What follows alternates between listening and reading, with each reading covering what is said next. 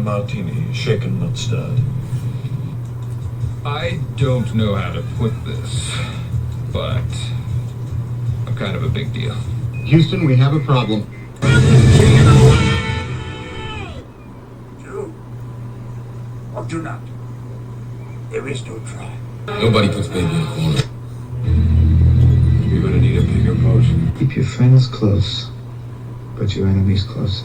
I'm your number one fan. Here we go.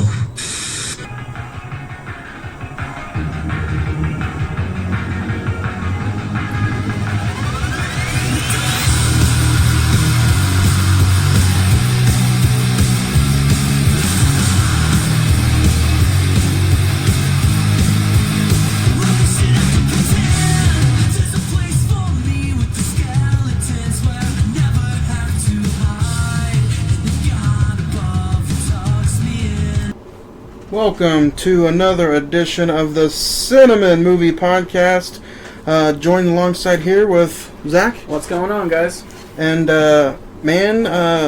we are down a man today. We're down a man. Ed is no longer with us, at least for the next few weeks. Man, you can be honest, we fired him. No, It Chapter 2 last week almost hit 300 downloads on just the Spotify platform. That's awesome. So I want to thank you, everybody who's joining us here on this Facebook Live video. This is just, Chapter 1 as far as Facebook Live, so you know what they say, it can only go up from here. But as far as everything else goes, Zach, have you heard any movie news recently? Not any big movie news. I think James Gunn released his cast for the Suicide Squad that he's going to be doing after Guardians 3. Yeah. Or before Guardians 3. Some interesting names and some returns from the original film, so I think, we'll see what happens. What do you think about it? I think that there's a lot of people complaining that Jared Leto has not been announced, or that no kind of Joker has been announced. What do you think about that? Do you think the Suicide Squad needs a Joker? No, we really don't. I wasn't a big fan of Jared Leto's the Joker, so it's no loss for me. Yeah, me neither. But I do think that I think it'll be a good movie because of who's at the helm. Yeah. Some of the movie news that I want to get into is that I did see that William Shatner is up to play Captain Kirk one last time, and he said that if Quentin Tarantino does do the film, that he's open up to do the bloodiest, goriest, dangerous Star Trek film that's ever been made. Star Trek will never be the same ever again. On that one tint, I would like to go ahead and switch it over to. You have any recent watches you want to maybe get into, or there is one more bit of news that I want to talk about, and that is it has something else to do with Star Trek. The Wrath of Khan, is that they're going to have a huge screening of it next year in London. I think it's for like an anniversary showing of Star Trek II, The Wrath of Khan. That's pretty cool. I think it's cool that, theaters and like these like promotion agencies like Fathom Events, they'll bring back old films and show them in the theater for like 2 or 3 days. Yeah, but man, let's talk about your week so far. Like, I mean, after the episode, pause it. This Spotify. So, man, I want to talk about last week's episode. Overall, It Chapter 2. What did you think? Like, since seeing the movie? Yeah, like, would you go check it out again? No. And then what would you think about, the episode? Do you think was it a fun episode for you? It was a fun episode, especially with Ed, since that was his most anticipated for the rest of the year, really. Me personally, since seeing the film, I don't know. I feel like my opinion of it has calmed down a little bit, just based off some other reviews I've listened to, and I wouldn't call it a bad movie. I had a lot of fun watching it. It's just, I don't know, just a part of me, it's just kind of gone down a little bit. What about you? Thinking about it now, it's one of those movies, and I think we hit it right on the nail last week, that I think for you, the more you watch it, you may not like it. Yeah. But I think for me is, like, if the more I see it, it'll probably be you notice things more. Yeah, Yeah. a little bit more of a rewatchable film. Yeah. But today is all about Hereditary. Hereditary. And it's A24's highest grossing film, even still to this date. It had a release date of June the 8th of 2018. I'm stuck in the 90s. I don't know why I want to say 1990. But like I said, we're still playing with the Facebook Live thing. So this is it can only go up from here. We'll probably have some technical difficulties, so just bear with us. Like I said. So, but yeah, Johnny, how's your week been going? Pretty good week. Solid. A lot of watches on the plate for this week and next week. But I do want to say that if you have a hard time finding us, you can find us on Spotify, YouTube, Podbean, and now Anchor. And you're watching us live here on Facebook, which is facebook.com/moviereels405. Or you can find us on the Instagram at one word Cine-Men Movie Podcast. We are on the Twitter at Cine-Men405. And then you can send us an email at CINEMEN, that's cineman921@gmail.com. Which I've had a lot of people actually leave some comments and messages about this movie. Hereditary so far has been the most interactive film that we've covered. And then you can leave a voicemail at 405-590-5711. But Zach, yeah, we're going to get ready to start talking about Hereditary, but do you have any interesting recent watches that you've uncovered this week? Yeah, I have a few. I'm continuing on my journey through Breaking Bad. I'm about halfway through the second season. I've watched a couple of movies. I've been watching this documentary, American Experience, The Circus. It's on Netflix. I just finished it, actually. It's amazing to me how the circus, it was such a big thing at one point. But now, it's almost nothing. Yeah. And, it kind of inspired me to go back and rewatch Water for Elephants. Right. With Robert Pattinson and Reese Witherspoon and Christoph Waltz. I think it's a very underrated film. Have you seen it? Now, a long time ago, but you're talking about what is it the Barnes, Barnums and Bailey? Yeah, the documentary, the circus documentary I watched covered like P.T. Barnum, Barnum and Bailey, the Ringling Brothers, how basically they were all separate entities at one point, but by the late to early 20s, they've all kind of combined into one circus. How close was the Hugh Jackman musical to that? Oh, no, man. Did you not like it? It's fine. I know people love that movie. It's fine. What movie were we talking about? The Greatest Showman. Yeah. Yeah. Did you like it? I enjoyed a little bit of it. To me, it felt like it was a little too long. But I didn't hate it. It's a musical. There's some musicals I can sit through, and then there's some musicals that I just can't do, like The Sound of Music. Come on, man. I think it's the length. Right. To be honest with you. It's all a 3-hour film. Yeah, 3-hour musicals a little heavy. What else did you catch? You catch anything else? Yeah, I checked out Hereditary, and I think that was about it. Hereditary. So you had a small week. There's a lot of new releases out there that I tried to get through in one week, but I just couldn't. Name them off, and I'll tell you if I've seen them. I watched First Blood. I was trying to get into the Rambo movies. I enjoyed it for what it was. I'd probably say I have to give it a 7. I enjoyed it, but I think it's one of those movies that, as this time goes on, it really hasn't been kind to. No. The first one I think is probably going to be the best of the series. But a lot of people are saying the 2009 one. Yeah. Rambo. Yeah, Rambo got really good praise. I heard it was a brutal film. So we'll see. And then I checked out. I finally checked out Godzilla. What'd you think? The monster fights and all the CGI and the rain, them fighting in the rain and all. I thought it was some of the most epic CGI work that I've ever seen. Almost putting it up there with like the Marvel series. But I will have to say that when Godzilla wasn't on screen, I did lose a little interest. Mm-hmm. But that's with any Godzilla movie, though. Unless it's Matthew Broderick. Yeah. Go back and listen to our episode about that. Yeah, we do have a Godzilla 1998 episode in the archives that you can check out at Spotify. But no, I thought Godzilla was really good. I'd probably give that movie about a 6. And it's all due to the CGI and the way Godzilla looked in the movie was fucking pretty fantastic. Yeah. Then I did check out probably going to be the shock of the year, and that's MIB, Men in Black International. Hey, for what it is, for what it's worth, it was a fun movie. It was funny. The story was good.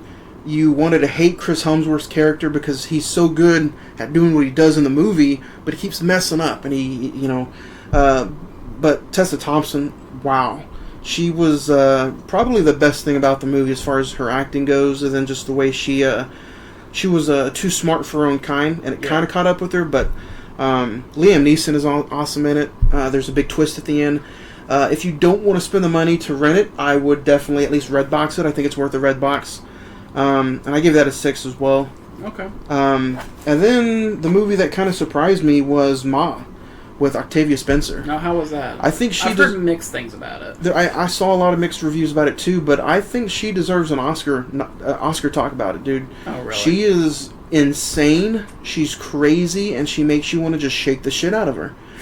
But she's so good at being that bad person that you're like, she's doing what she's supposed to do. Right. No jump scares. As far as a scary movie goes, it's not really. There's probably 1 or 2 scenes that like get you.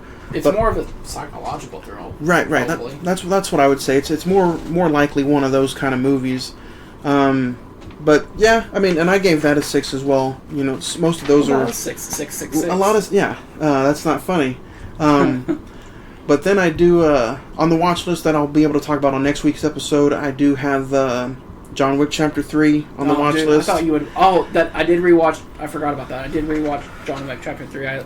I like it more the second time than I did the first. Okay. Just because I knew what was coming. And then I do have Aladdin on the watch list as well. And I'm excited, but I'm also kind of nervous because I saw the runtime. It's 2 hours and 10 minutes. That's not bad. That's how long the last Harry Potter movie is. Yeah, I don't think it should be that long, but I'm guessing with the credits, it's probably a good solid 2-hour flick. Right. But those are my recent watches. Again, you guys can follow everything we watch and everything we do on the Instagram at the Cine-Men Movie Podcast, one word. And then we're going to talk our top 5 this week, and our top 5 is all about horror movies. We kicked it off last week with It Chapter 2, and on the very, very first episode, way back when we covered Psycho, Alfred Hitchcock's Psycho, and we did a top 5 horror movies. That's what we started off the podcast with.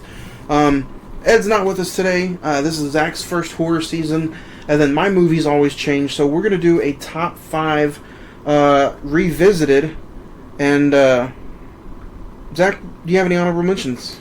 Yes, I do. I have 3, actually. I have It Follows. You remember that movie? I do. Get Out. I think it deserves an honorable mention. And probably my official honorable mention would be the 1933 King Kong. That's I know it's a monster film, but it's probably considered a horror movie back in the 30s when it came out originally. So those are my honorable mentions. What about some of yours?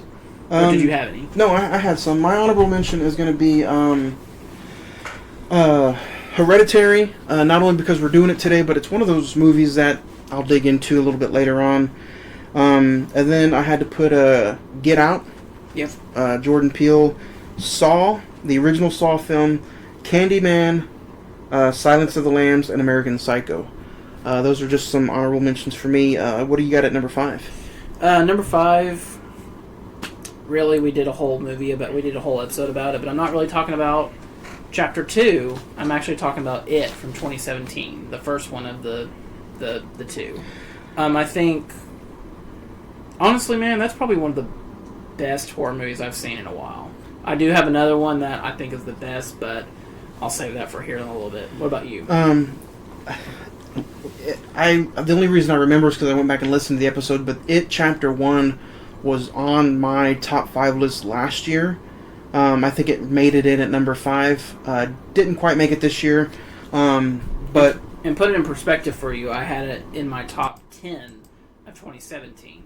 And there was a lot of good films that year. Yeah, I'm probably going to have to go. My number 5 is going to be Scream from 1996. Only because of the game changer that it did. I mean, it took 90s horror movies to a different level. Yeah, it's considered, it's got a lot of funny parts in it, and it may not be like, a serious horror film. Ugh, I'm having a stroke. But it's one of those things. Much like our video segments. Yeah. But we'll get it up there. Man, Scream is just, it's different. The way it starts off, the way it ends, it's not serious. I don't think it doesn't take itself too serious. No. But I think it is. It's a cult classic as far as if that were to happen in those days, that's how it would happen. Well, and not only to mention, I think it's had such a legacy that, I mean, it even got spoofed with Scary Movie. Yeah. Almost 5 Instantly. years later. Yeah. Well, not even. I think Scary Movie came out like 2000, Yeah. 99 maybe. Mm-hmm. Maybe even sooner than that. But that's, again, we did a whole episode on it. One of the very first episodes we did. Go back, listen to it in the archives. Scream from 1996. I give it an 8 out of 10. What do you got at number 4, Zach? Number 4 is probably going to be not so much a shocker, but just kind of interesting pick. And the reason this is number 4 for me is just I had so much fun watching it in the theater that me and the person I went to, we walked out and said, yeah, that was actually a pretty good quote unquote horror movie for what it is. Number 4 for me is Halloween from last year. Oh yeah. I think, while I understand that the original Halloween is considered maybe top 2, maybe even the top horror film of all time, man, Halloween from last year, I had so much fun with it. I'm glad that they were able to just skip all the bullshit between the original and this one and just say that even they come out in the movie and say, oh yeah, all that sibling stuff that didn't even happen. I do kind of wish they did include the original Halloween 2 in it, because I do like how it picks right up from the original. It goes into the hospital. I didn't think that one was terrible at all. But the way they did 2018, it's one of the better ones. Mm-hmm. Number 4 for me is going to be Us from this year. What? You didn't like Rob Zombie's Halloween? And that, but my anyway. friends... No. Number 4 for me is going to be Us. And again, it's one of those movies. To me, it was when we did our top 5 movies of 2019 so far. That was in your It was number 1 for me. Oh, was it? It was. Yeah, it was number 1 for me.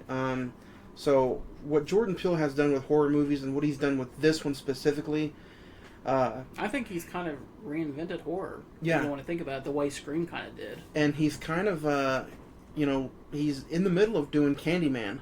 So that's his next release, and I can't wait to see what he does with that classic. So you're saying that we will do an episode on Candyman? Oh yeah. That was number 4 for me. I gave that a 9 out of 10. So what do you got number 3? Number 3, along with Halloween, I think you can consider this one of the top horror films of all time, and you guys did an episode about it. Wish I was there because I think it would have been an interesting conversation. Psycho. Alfred Hitchcock's Psycho. While I don't think, in today's standards, I don't think obviously it's not scary at all. It's just, that shower sequence, that sequence alone is probably, I don't know, what do you think, Johnny? Maybe top 3, maybe top 5 sequences of film history. Yeah. Everyone knows where it comes from. Everyone knows what happens. It's one of those scenes that is, it gets spoofed on time and time again, but It's beautifully shot, but it's also like haunting, considering what happens. But I mean, it's even Roger Ebert, he's very, he was very critical on film. He even said that's one of the best movies I've ever seen. Yeah, I mean, we just like you said, that was the first movie that we started the podcast off with, and it still lives up to this day. It's one of those movies I rewatch it at least once or twice a year. So number 3 for you was Psycho. Number 3 for me is going to be A Nightmare on Elm Street from 1984. 2010? Oh my gosh. He is on one today, guys. Like I said, Nightmare on Elm Street's one of those movies that, Halloween was a low budget box office breaker. Same thing with Nightmare on Elm Street, and it just completely changed the way that I think people go to sleep. Yeah. It changes, the way you sing nursery rhymes, and it changes the way that you think about the so-called boogeyman. Right. Could you imagine watching that when it first came out? Yeah. I think it would be, if you went to an old dark 80s theater and sat and watched it, I probably wouldn't be able to sleep for a few days. Just that's the one place that we go and we can just let loose and just be in another world almost, as far as like dreaming goes. And to have somebody do that, it's twisted. And I think Wes Craven deserves a lot more recognition for what he originally did in that for that movie.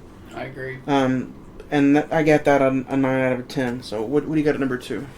Number 2 for me is, I guess really it's not a horror movie really at all. It's more probably like an action thriller type film. Man, after you see the horrid, like an abomination, a little film called Independence Day Resurgence, and then you see... How did this make it onto your top 5? No, I'm trying to explain why it's on my top 5. After you see a horrible film like that, just, budget-wise, what someone could do with $200 million compared to like $17 million. The Shallows, man. Oh, yeah. I love that film. I know it's kind of gotten crapped on since it's been released, but man, like, that's one of those movies, like, this and my number 1, like, about once, maybe twice a year, I gotta say, hey, I gotta watch that. I don't know. Does The Shallows get shit on a lot? Because if anything gets shit on, I think it's 47 meters down. I don't like 47 meters down at all. Since it came out, I've kind of checked on the IMDb page. It's more people have said like, oh, it's kind of stupid. Even though Blake Lively does a good job, it's kind of overdramatic. This and that. But I mean, it's a shark attack movie. What do you expect? Yeah. What's your number 2, Johnny? Number 2 is going to be if you get my top 5 here, you get why the episodes were the start off episodes from last year. Number 2 for me is going to be the Texas Chainsaw Massacre from 1974. The way it starts off, the news anchor talking in the film, it's just a creepy ass movie. Really, it doesn't look like a movie. It looks like just some kind of like homemade video from just some crazy asshole. Just went and filmed and killed a bunch of people. Yeah, it feels like you're watching something you're not supposed to. Yeah. And for some reason, it feels like a documentary. First off, when they pick up the crazy guy that's walking on the side of the street, and shit's gonna go down from there. I mean, if you pick up a hitchhiker and he starts cutting himself, what the hell are you gonna do when you're on the highway? Go check it out. There's just something in like that sound that's. Oh yeah, the light bulb. Yeah. Oh, it just even just thinking about it just gives me like goosebumps. Can you put that in your headset and go outside and take the trash out at 10 o'clock at night and tell me if you don't run as fast as you can to get back in the house? But that's number 2 for me. Is Texas Chainsaw from 1974. Zach, what do you got at number 1? Number 1 for me, we did an episode about it. I'm so glad you and I are on the same page about this film. I think Ed liked it too. When you told me we were going to do an episode, I was like, yes. Guys, my favorite horror movie still to this day is Don't Breathe. Love it, love it, love it. And every single time I watch it, I find something new. And that's what a horror movie is. Even though, and I'm going to talk about a little bit about this with Hereditary. Even though I know what's going to happen, I'm still surprised by it. Yeah. And I can't really say the same thing about Hereditary, but yeah, Don't Breathe. I think it's gotten the acclaim that it has, but I think it should have gotten more. Yeah, I agree with you. It's one of those movies that year it came out. That's the only thing people could talk about. Mm-hmm. But as the years have gone on, you don't hear about it much anymore. But the funny thing is that anytime I bring it up in conversation, it's like, hey, have you seen Don't Breathe? Oh yeah, I love that movie. Yeah, people have seen it, right? I haven't met somebody who honestly doesn't like it, and that's hard to do. Yeah, But that's what a good movie is supposed to do. That even though you watch it a couple times a year, or it's a movie that you've seen 20, 30, 40, 50 times, that's what a good movie is supposed to do. It's supposed to captivate you and make you see something you didn't see before.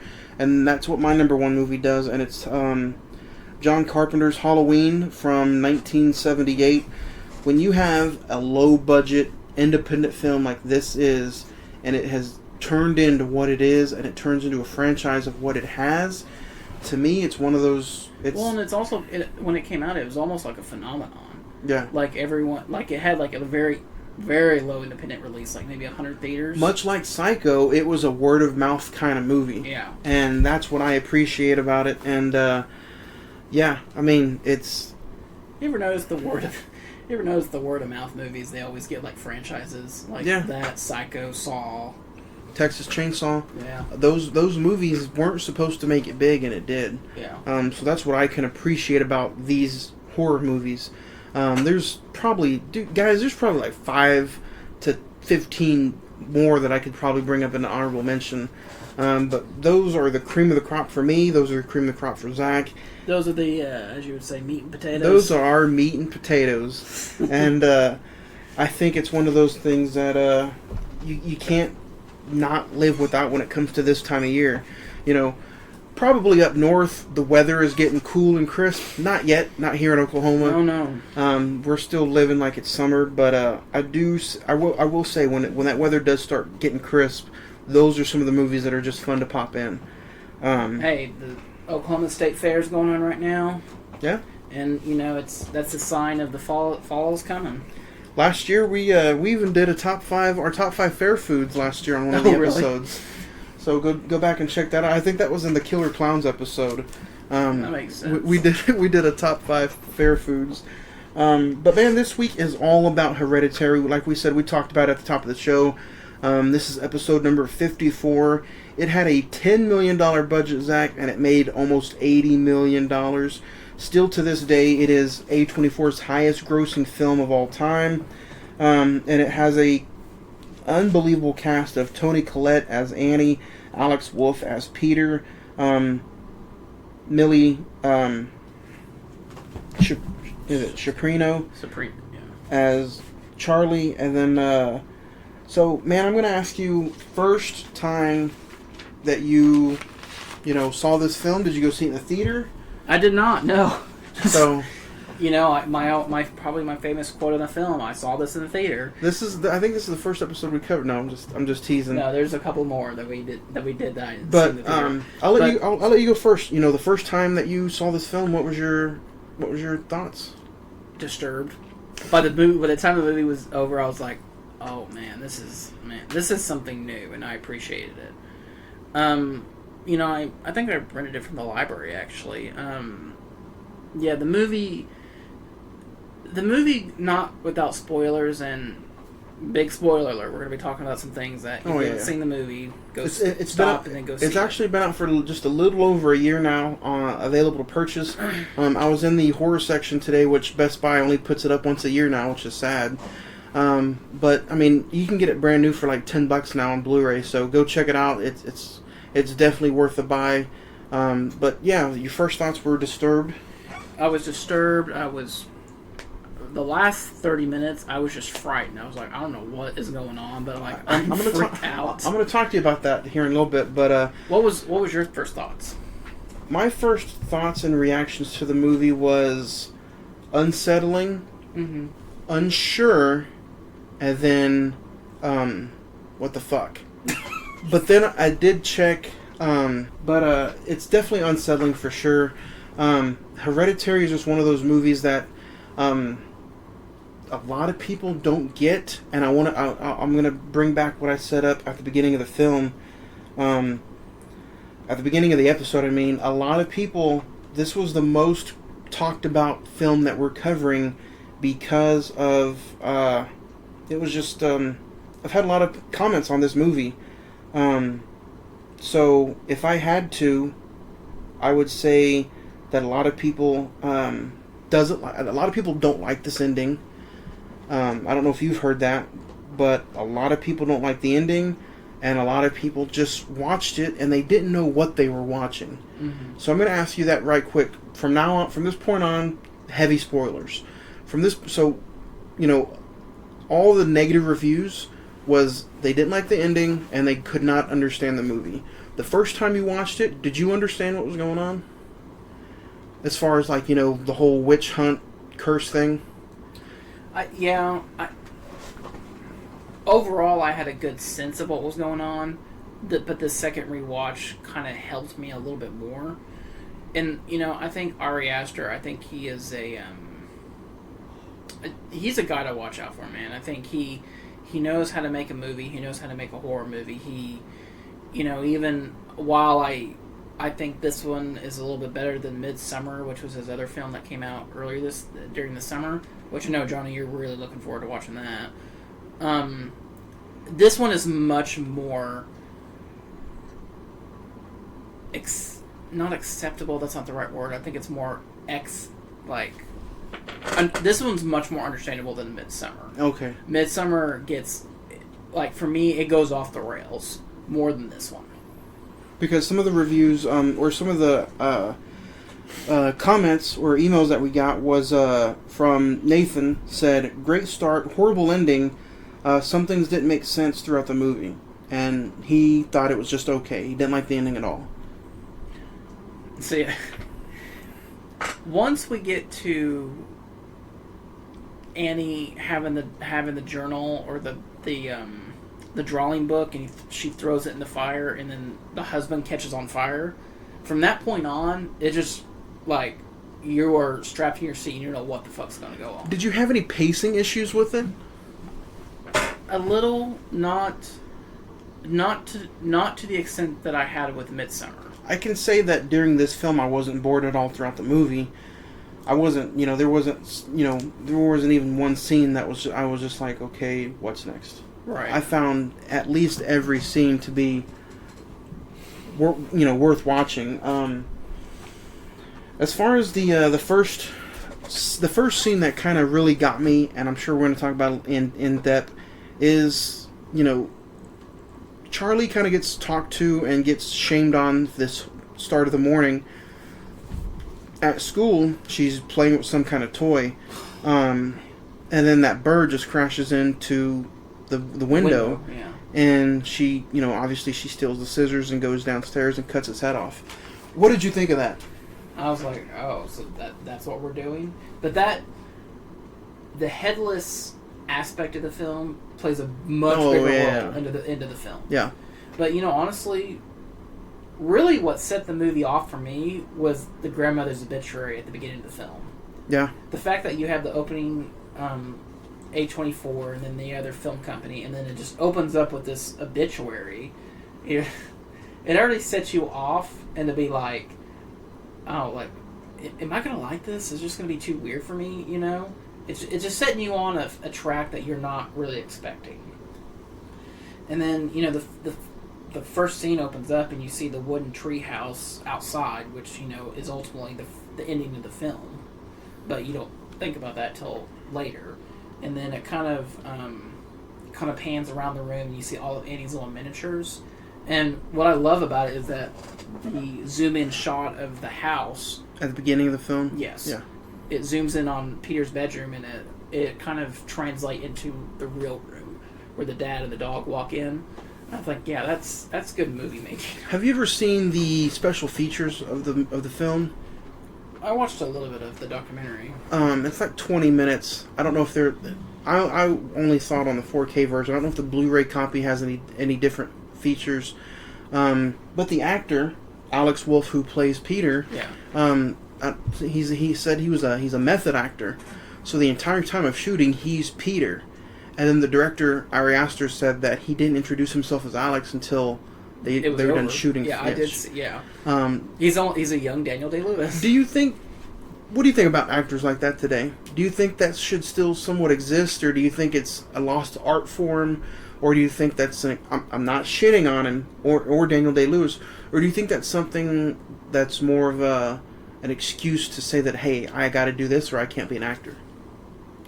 No, Because you see people like Leo, and they can do whatever the fuck they want. But Leo doesn't. He's not, well, to an extent, he's a method actor, but he's not like Daniel Day-Lewis with Spielberg. Like, call me Mr. President. Oh, yeah.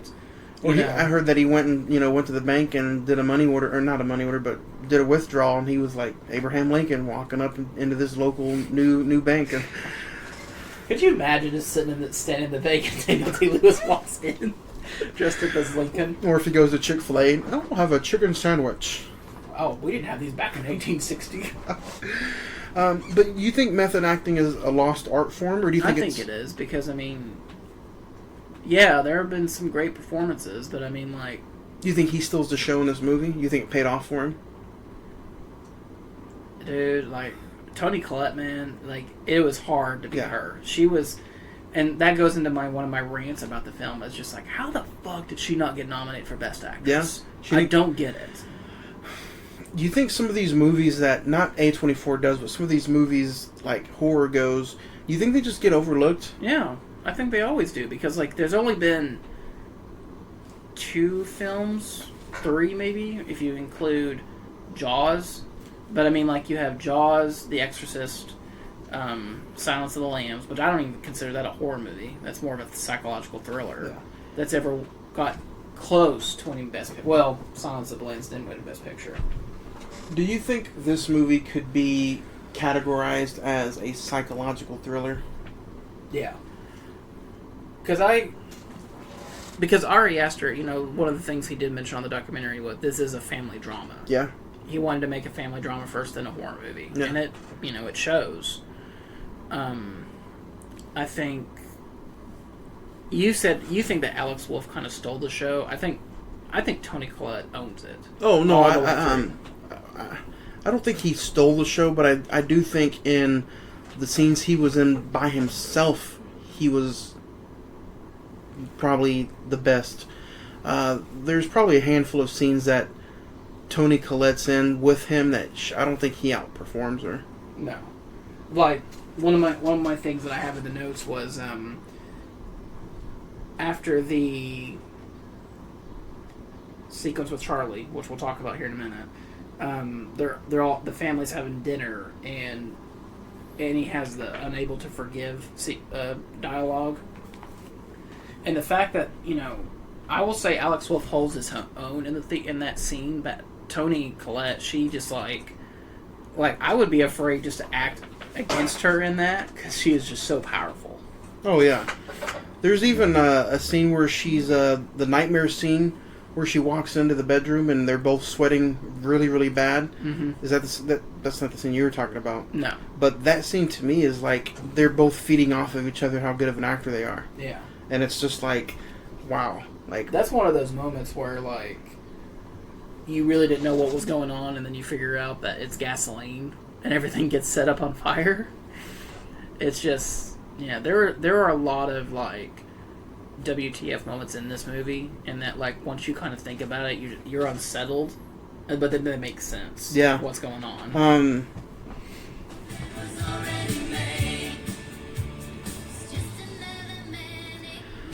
I will say that if you need a quick pick-me-up on this hard, tough Monday night, go ahead and get you a can of Rockstar. It is the official energy drink of the Cine-Men Movie Podcast, and it is available in over 20 different flavors in 30 different countries. And, man, I had the killer grape today. I got the green apple in there in the fridge. Don't forget, click it, listen to the Cine-Men Movie Podcast, and crack open an ice-cold Rockstar, because it's the official energy drink of the Cine-Men Movie Podcast. Now let's get back to the show, and I can't wait to talk about this scene with you, Zach, because it's the scene that really is the standout scene in the entire picture, in the entire movie. And it's the scene where they go to the party, and you're first off, this kind of at first made me judge how old is Charlie, because the son looks like he's probably 17 or 18, a senior in high school, and the mom is take Charlie with you, and I'm why would you take a 8th grader probably to a high school party? But she goes anyway, and she probably eats something she wasn't supposed to. I think the chocolate cake made her Had flare nuts. up. Yeah. Well, yeah, because there's a scene where they're cutting nuts. He was like, "Oh, that's gonna come back somehow." So, but yeah, she. Peter's in the other room getting high, and Charlie eats a bite of this cake, and automatically oh, there's nuts in it. She's starting to break out. She has hives, and she comes in the room and says, "Peter, I can't breathe." And from that moment on, they get her in the car and they start going. Charlie's in the back, like almost suffocating to death, and basically what happens is the only way I can describe it is it's this generation's psycho moment, in the way that Peter puts the window down where she at least gets some air, maybe she could breathe a little bit. Brutal. She puts her head out, and Peter swerves to not to hit the carcass of a dead deer, and Charlie's right on the pole. She gets decapitated, and Charlie's head. Yeah, hits the pole. And Charlie gets decapitated. What I like about it is in the special features, you see that she got to do the actual stunt. yeah, Like she was all for it, and it made her feel really good to do that stunt, because she said she liked roller coasters. But man, seeing that, I watched this movie 3 times to get ready for this episode. is this your Saving Private Ryan? Yeah, well, I watched it last Monday after everybody left, after we recorded last week's episode, and then I watched it Sunday, and then again this morning.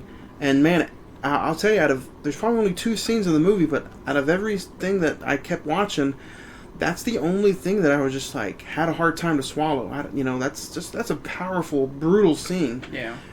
Because throughout the whole time, during get ready for the movie when it was coming out in this trailer, it made you think that she's going to be in the entire movie. And that's in the first 30 minutes. Yeah. And that's crazy. That is literally a Psycho moment, because Marion Crane is only in the first half of Psycho before she gets cut out. And really that whole sequence between when she dies to Peter's reaction, which I think is one of Alex Wolff's highlights in the film, is just that reaction of like, oh no, like I just totally messed up. But he can't have the nerve to look back at the body. And then he goes home, and we get set on Peter for a while, and you hear Annie in the background. All right, we're gonna go, and then like 3 or 4 seconds later, you hear like oh no, and then this blood curdling scream, like that right there should have been like the Oscar nomination. You're talking about the scream that Toni Collette yelled out right before you get to the scene of the coffin going down to the ground. Yeah. Which that's pretty... Well, no, even before then, where she's just kind of like screaming Charlie's name, and she's inconsolable. And then the film gets cut with Charlie's decapitated head with ants crawling all over it. Oh yeah, we didn't talk about that. Like, man. That was pretty brutal too.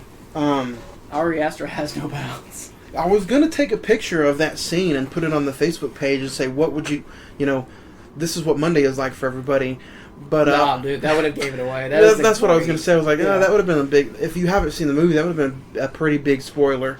But yeah, what you were saying about the camera going down with the coffin, that's very unsettling. Yeah.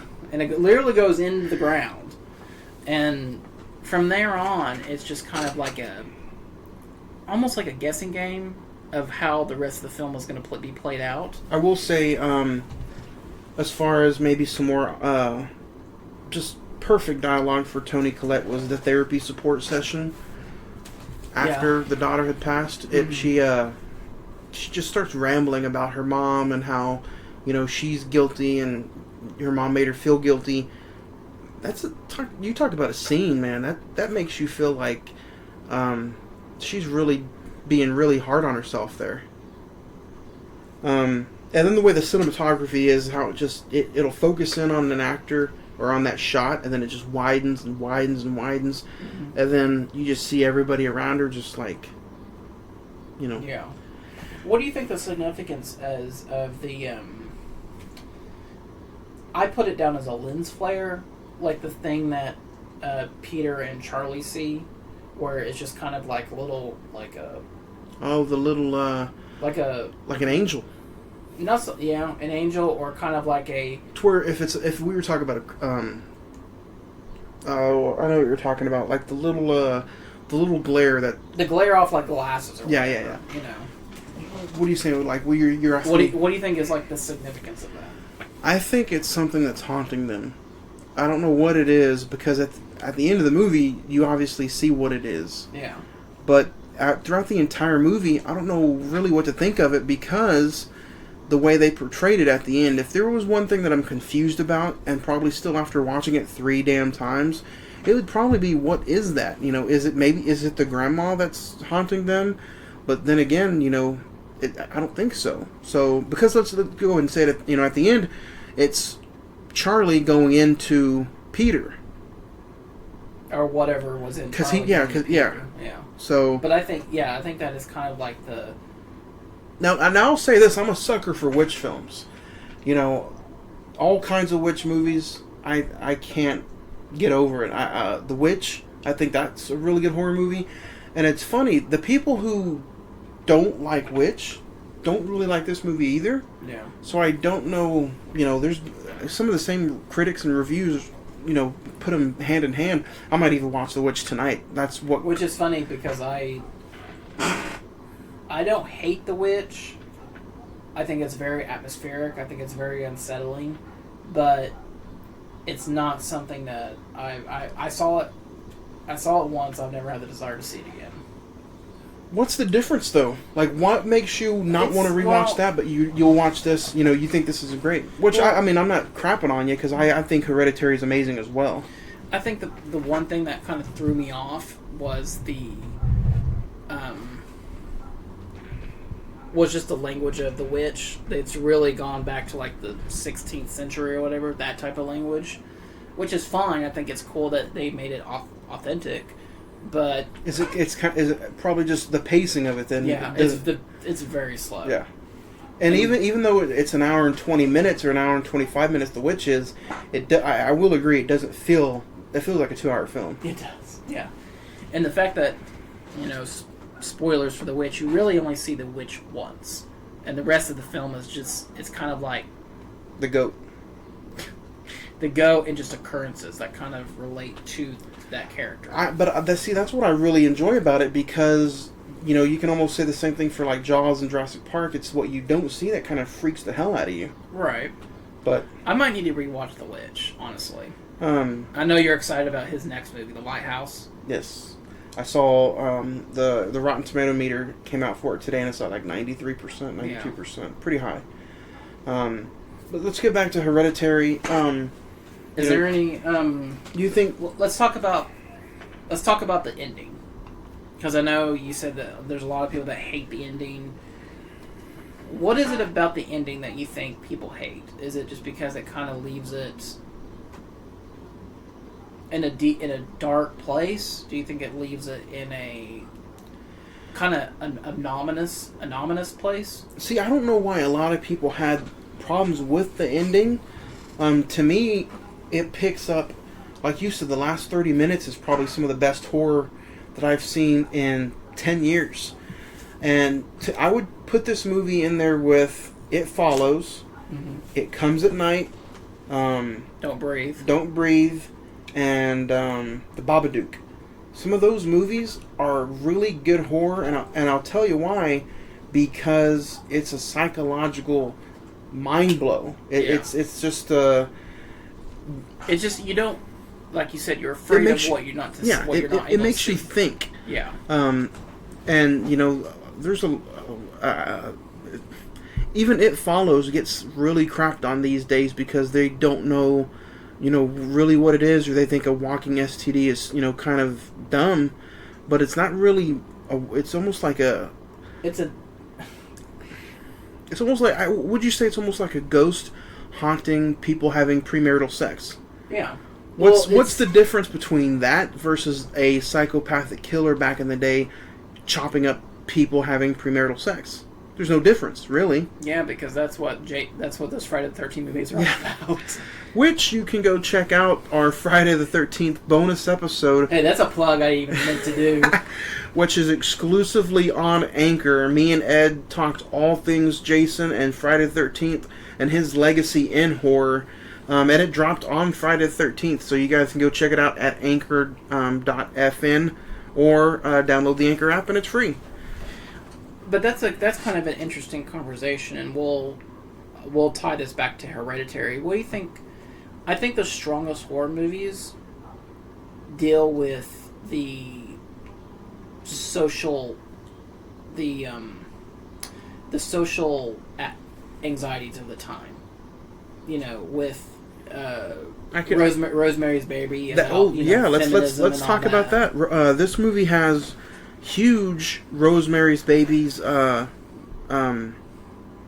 themes. It's got like its pulse in the movie. Yeah, and I don't think it was. I think Ari Aster's a huge fan of the film because I'm pretty sure you got it as well. But the very last lines in this movie is the very last line in Rosemary's Baby.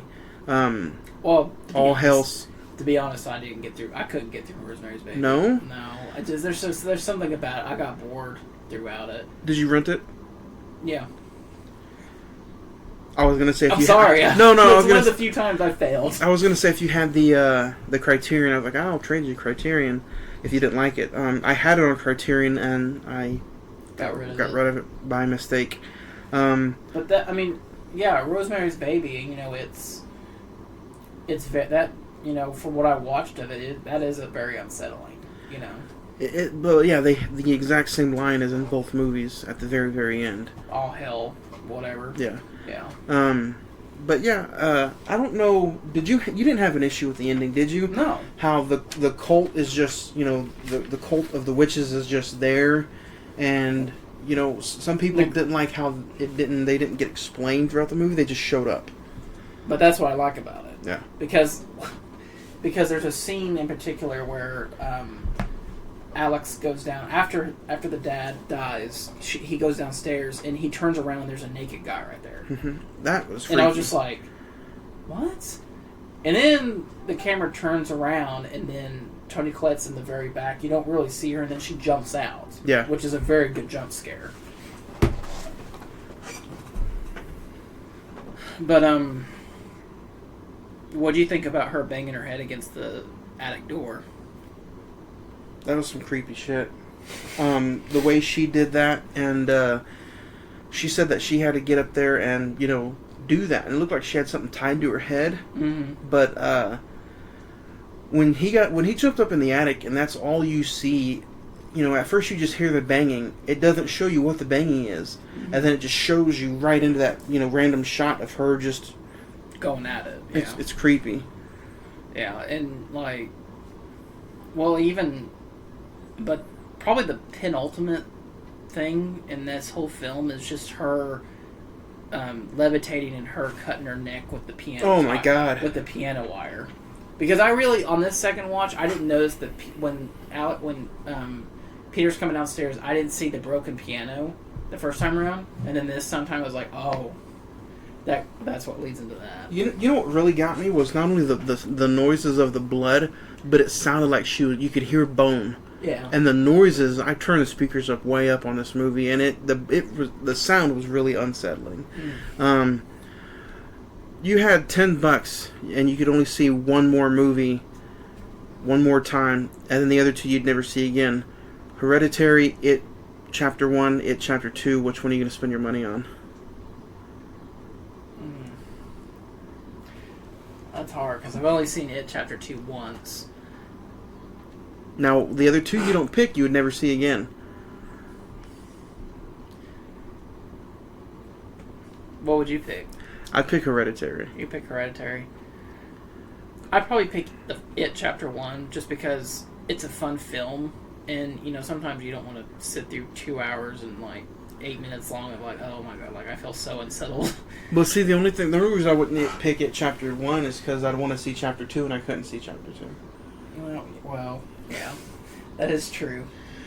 But I only picked those three because Chapter 1 was in your top 5, and then it seems like this movie, since we announced it, it's been one of the ones that we've actually been looking forward to.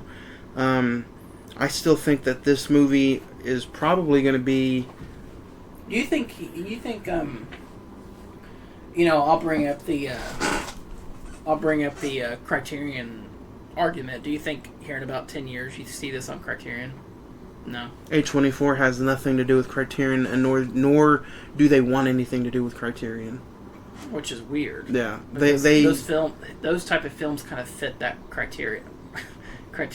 There's a Criterion group chat I'm with, and everybody's always like, hey, this would make a great Criterion movie, but there's always comments stating that there's no way that they're going to release their stuff over to Criterion. Mm-hmm. And I think it's because the way they shoot their movies, I think they feel like it can't get any better. You know what I mean? Right. So. But I mean, like, hell, and if you release this on, I'm pretty sure if this came out on Criterion, you would spend $30 to buy it. I got the 4K copy, so as far as the way it looks now, it's not going to look any better. Right, but even if it had like a ton more bonus features on it, that is true.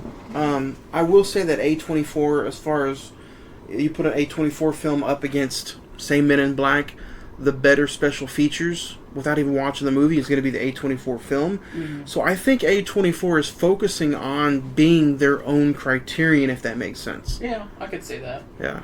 I think that's what they're focused on, and man, this do you the scene where he jumps out and he jumps out of the window because he's terrified as fuck.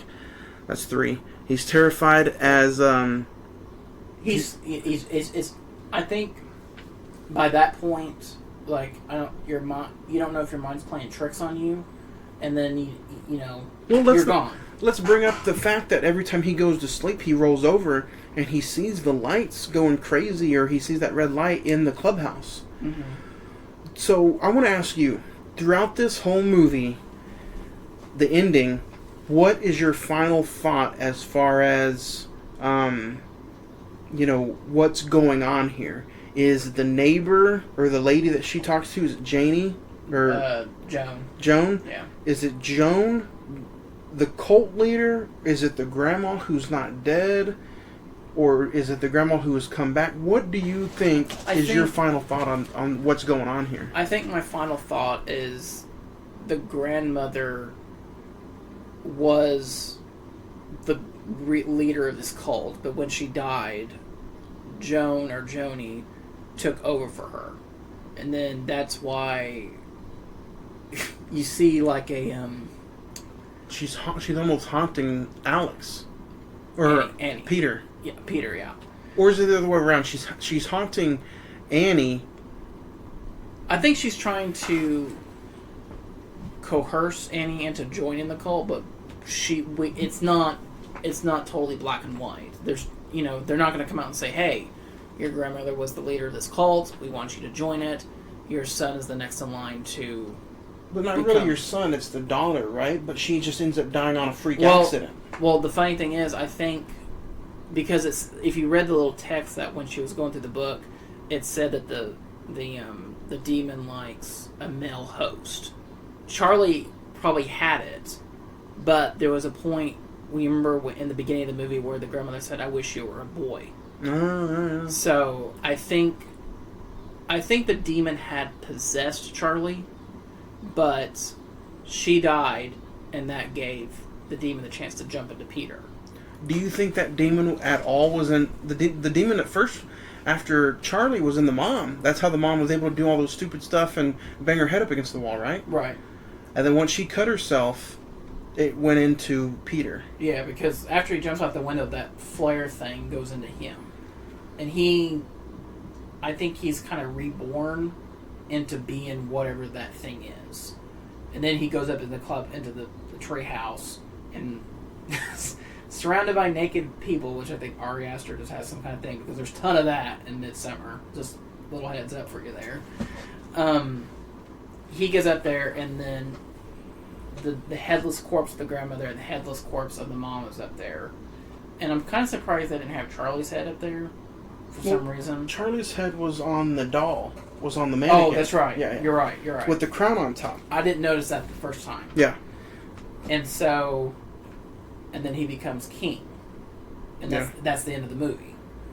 And I would like to have seen, kind of like what they did with Brightburn, kind of like news footage or something, just something demonic is happening in the town, slowly growing to take over the world. But you really don't need that. No. I think it would have been cool. I think it would have been it's more accessible to audiences. But I think that's why something like this works so good, and it's not for everybody. We can go ahead and say that right now. Like, we should have said that at the beginning of the top of the show, but this movie definitely isn't for everybody. And out of all the movies we've covered in the whole 54 episodes, this movie got the most talk, and it's because of that. It's not for everybody. Everybody was still confused about it, with it being out almost a little over a year. So I'm glad we're doing this to get in depth. Like, the way you explained it, about the thing just going from person to person, it was probably in the grandma, then it jumped into the, Charlie, and then she passed, and then the mom. So, and I never knew that the sound could be so disturbing. Yeah, not only that's pretty disturbing. But for people who have a really tough time with this movie and the ending, what would you say to them? The way you explained it to me would be perfect if I had an issue with it. Like, that made me want to go actually re-watch it again. But would you say, if somebody doesn't like it the first time around, do you think it's one of those things that they can probably get back into? Or if you don't like it the first time, you just won't like it? I think the film has a lot, just my opinion, it has a lot of rewatchability, but like you said, I think if you were just turned off by it the first time, I don't think you're going to be able to get back into it, basically. Because, if you can't get past probably the first 30 minutes with Charlie and what happens with that, then I think you're done. Because it just goes level above level. Yeah. And by the time we get to the end, you're just like you said, most people are like, I don't understand what I just watched. Yeah. So, getting ready to get into some of the final parts of the episode. If you had to pick a couple favorite scenes, what would you pick?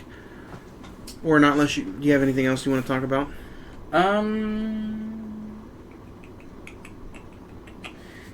With that, I really don't want to. For my favorite scene, I'm gonna exclude the ending and Charlie's death. I'm actually gonna pick Peter banging his head in the classroom. Oh my gosh. That was another one of those messed up moments. Yeah. And then I'm actually going to say the family dinner scene. I think that's very powerful. That's in my notes. You're talking about the scene after she died, and he stands up and starts cussing at his mom, right? Yeah. Yeah. And she's just like, "How dare you? Yeah.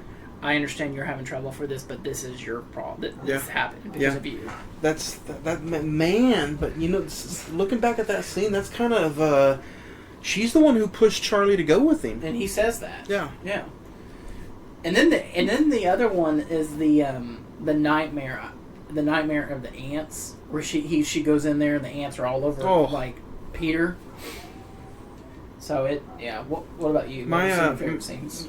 Man, that dinner scene that dinner scene will get you, but like a lot of the other scenes in this movie will. My favorite scene probably is going to be where she is trying to get into the attic. That sequence right there where she's just banging her head not constantly, that gets me. And then probably the other one is going to be the scene where Charlie gets beheaded, because it's out of the entire film, besides the ending, that just sticks with you. Yeah.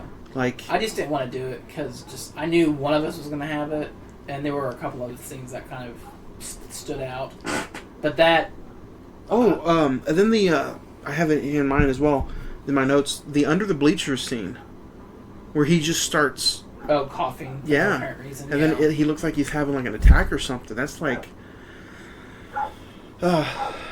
this dude, as far as method acting goes, I mean, I don't think he was near what Toni Collette did, but I do think that he held his own. Yeah. Yeah.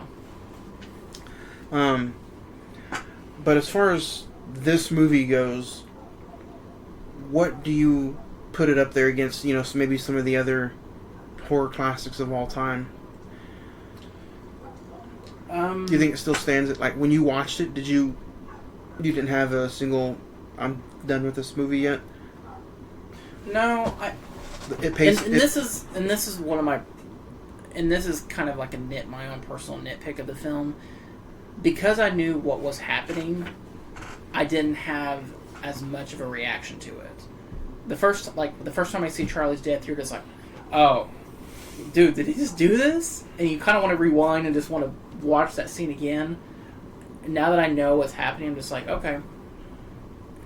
And still, I'm still going to give this movie a good grade.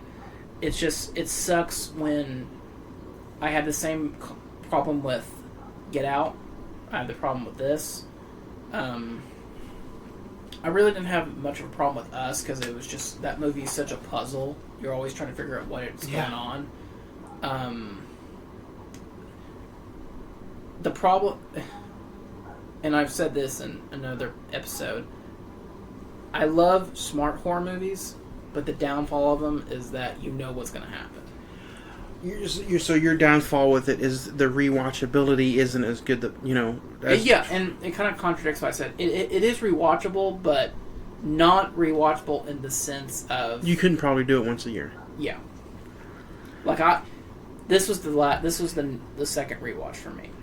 So you've seen it told 3 times. Two. Yeah. So with that being said, this is probably one of those films, and for most people that probably like you, it's probably the less you watch it, I would almost say that this movie, if you do try to overwatch it, it may lose its touch. Yeah. But if you had to give it a star rating, man, we'll get into the star rating portion of the show. What would you select? Originally, I had it like at a 9.5. Like I think this was in my top 10 of last year. Rewatching it now, I'd probably give it like an 8.5.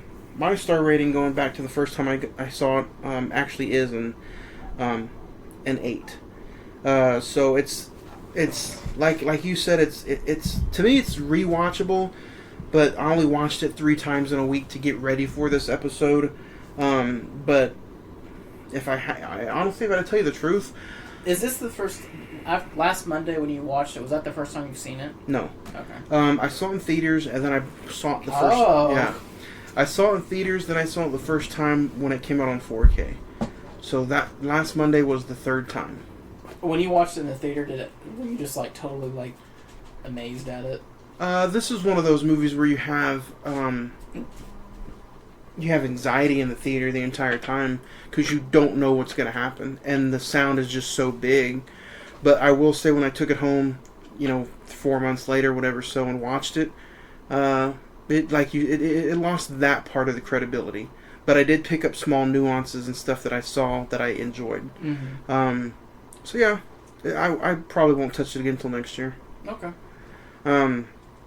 But man, we want to say, I hope you guys go check it out. Hereditary. Unfortunately, it's not on any, subscription streaming devices yet. But you can go check it out for like $10 on Blu-ray at Best Buy, or you can rent it on all, Vudu, Amazon for like $4.99. You can rent it for that price. But we did have a poll for next week's episode, and it was gonna be originally we were gonna do The Exorcist next week for those of you that kept listening. But we couldn't decide on what to do. We couldn't decide whether it be the director's cut or the theatrical cut, or the ultimate cut. So we're just gonna threw up a poll, and congratulations to Dracula from 1931. That won the poll. It man, what's the 2 movies you picked though? You picked So we were kind of texting back and forth, and we came up with 4 films. I picked Frankenstein, the original Frankenstein, and then The Thing. The Thing. So The Thing won 58% to 42%, and then I picked Dracula and The Fly from 1986. Not the Vincent Price one, the one with Jeff Goldblum. And Dracula destroyed The Fly 73% to 27%. That really surprises me. I thought at the end it was going to be The Fly and The Thing. And then the finals was The Thing and Dracula has ended the poll at 67%, with The Thing having 33% of the votes. So next Monday's episode, man, is a classic. Yeah. It's going to be the monster movie universe, and it's going to be all about Dracula. And we'll also talk about the other Universal I mean, monsters. those movies are like Those an are hour. fun. Yeah. Yeah. They're only like an hour and 20 minutes. You're gonna binge watch all of them before we start. I probably will. At least maybe, Frankenstein and Dracula. But that's, I'm excited because this is going to be the first classic, really, golden. Well, not really. Is it the golden age of Hollywood, really? It's a little bit before then. But this is going to be the first. But it's probably the oldest film we've done. Yeah, this is going to be the oldest film we've done, even older than Psycho. Yeah. So I'm really excited. I'm probably going to get started tonight or tomorrow, and watch it 5 times. Are you gonna watch the Francis Ford Coppola version? Ooh, it's Just out. kind of compare and contrast. Which, no, I don't think I have it. I'll probably get it though before next Monday. There you go. But no, I'm really excited to talk about Dracula because there's just something about that. Not only that film, but that time frame. the actor. Yeah. You could probably watch Ed Wood. I haven't seen Ed Wood. Ed Wood is kind of about this movie with the actor playing, coming back and out of retirement and playing, a vampire. Something you could also compare and contrast to would be Nosferatu, Yeah. the silent film. And I think we'll kind of hit on that a little bit because that played a big part into the Dracula that we're going to be talking about. Yeah. But as far as that goes, do you have anything else you want to talk about Hereditary with, or are you ready to put a bow on Hereditary? Do you have any last words? Don't put your head out the window. That's what I'll say. Yeah. If you're sick and you got to throw up, just puke right there all on the floor. But yeah, we've said it like 300 times in this episode. It's not a film for everybody, but hey, if you just want a good horror / psychological thriller, go check it out. I think it's not underrated. No, it's really, like I said, I would compare it to those movies like Babadook, It Follows, It Comes at Night, and if you enjoy those, like you said, psychological thriller horror movies, this is probably right up your alley. But like The Witch as well. But man, Dracula next week. Is there anything big you're looking forward to talking about Dracula? I'm very excited to talk about not only Dracula but just the Universal monsters. Yeah. And how I don't think they've had. I think let me back up. I think they've had a good not a following, but like a good what's the word? They're really high praise. And They're I think praised, but Hollywood really respects them. But they don't. They can't give them a good remake or just like a good update version of them. That's true. That's very true, and we'll talk about that as well because there has been some reboots and some remakes of certain monster movies. We'll talk about next week. But Zach, do you don't have anything else to go? That's it. This is Zach signing out. All right. Well, we'll talk to Zach next week, and as far as I go, we will talk to you guys next week for the Dracula episode. I will say before we leave that if a lot of people wanted me and Ed to talk about Friday 13th, this episode next week is something that we should have talked about last year as well, and I can't wait to talk all about Universal Monsters and Dracula. So don't forget, you can check us out, facebook.com/moviereels405 or Facebook search Cine-Men Movie Podcast. But we will talk to you guys next week. Again, if you have any voicemails, leave us a voicemail about Dracula or about any of the past episodes at 405-590-5711. This is Juan, guys. Thank you, and we'll talk to you next week right here on the Cine-Men Movie Podcast.